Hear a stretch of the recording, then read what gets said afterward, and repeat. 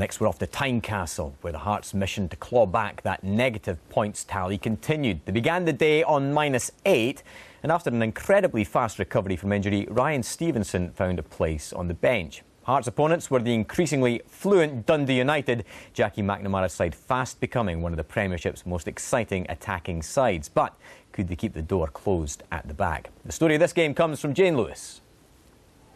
The story of this match, a healthy scattering of decent efforts from both sides and two controversial moments, more of which later, as Jason Holt tested the visitors' goalkeeper Radoslav Czerniak.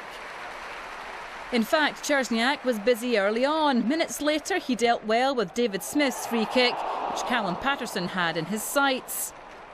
It wasn't all about Hearts. Dundee United were doing their bit too. A neat exchange between John Rankin and David Goodwillie teed up Stuart Armstrong. While that shot was well over, the Hearts keeper Jamie McDonald had to look lively as Goodwillie and Rankin combined again.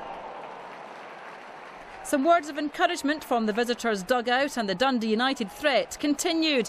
But as Nadir Chifji thought he had put them ahead, David Goodwillie had been penalised for a push on Dylan McGowan. A good ball in from Paul Payton, but just watch Goodwillie as the ball comes over. His push on McGowan spotted early. From almost going a goal behind, Hearts rallied. Neat skill from Jamie Walker allowed Jamie Hamill to unleash an effort that required a great save from Czerniak. Now, remember I mentioned there were two controversial moments in this match. We'll cue the second and arguably the main talking point. It looked as though a simple tap-in by Dylan McGowan had put Hearts in front. But the celebrations were short-lived. Disbelief from the Hearts manager amid claims of a push on the Dundee United goalkeeper by Jason Holt. The goal disallowed after referee Stephen McLean had been alerted by his linesman, and Hearts not happy. All that, and it was still the first half, and there was still time for another Dundee United assault on goal. Keith Watson tried his luck, as did Stuart Armstrong. The second half was not quite as incident-packed as Nadir Chifji tried his best to win it for Dundee United. Jamie McDonald got down well to stop the midfielder. And he came closer in the 65th minute. Sean Dillon's long ball. Dealt with well by Stuart Armstrong. But this time the post kept out Chifji's strike.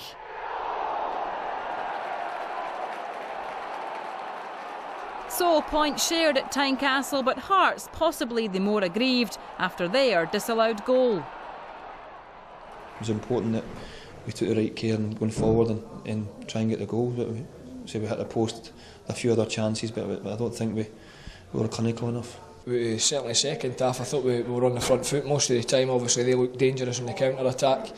But I need to see the decision for the first half, because I'm standing here thinking that we should have won 1-0. Just when you think you've seen everything in Scottish football, you get phantom goals. Craig, you were at Tynecastle yesterday. What was your take on the phantom goal, the goal that never was for Hearts? Well, my initial reaction at the match was I thought that Czerniak had misread the flight of the ball, and he stepped forward a couple of paces, realised he was underneath it and tried to recover and just couldn't get there. Any infringement there? I didn't see anything at the time, and I don't see anything.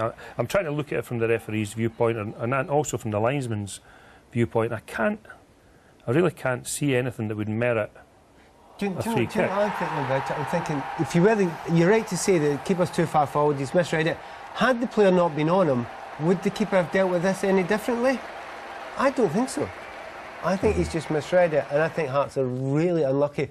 For the second week in a row, they're really unlucky. I mean, I don't think they necessarily deserve to actually win the game.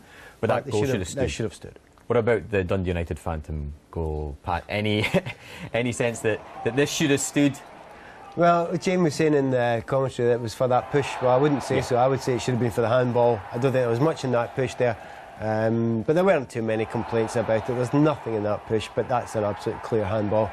But number one, Jackie McNamara's actually built a really good team again. Every time you look at Dundee United, every year they lose great players, But it still looks like a really good team that he's building, and he's built it very quickly. Yeah, great attacking football from United at times this season. Craig, good news for Hearts, the return of Ryan Stevenson. They thought he was going to be out for about 15 weeks, and he's managed to come back in 7 weeks. This was the incident that led to his injury. But how do you see things in terms of Hearts at the moment off the field? Obviously, they've got the boost of a League Cup quarter-final Edinburgh derby coming up next month, which will help the coffers as well. You're involved with the campaign at the moment to try and keep Hearts on an even keel financially. What's your view generally of the Tynecastle? Well, firstly, Stevenson's situation is great to have him back because, firstly, Hearts don't have a lot of experienced players, and he can play in a number of positions, so that'd be great, because as the season progresses, then the chances are that the squad, being quite threadbare already, will get even more stretched, and he'll be needed, that's for sure. I mean, with regard to off-the-field activities, I mean, I'm hopeful that things are still heading in the right direction.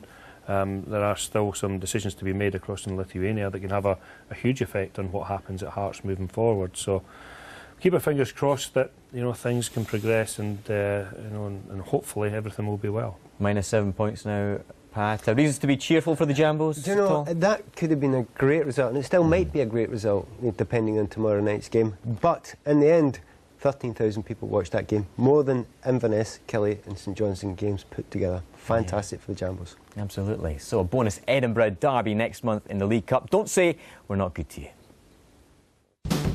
It'll be Hibs against Hearts for a place in the last 4 of the League Cup.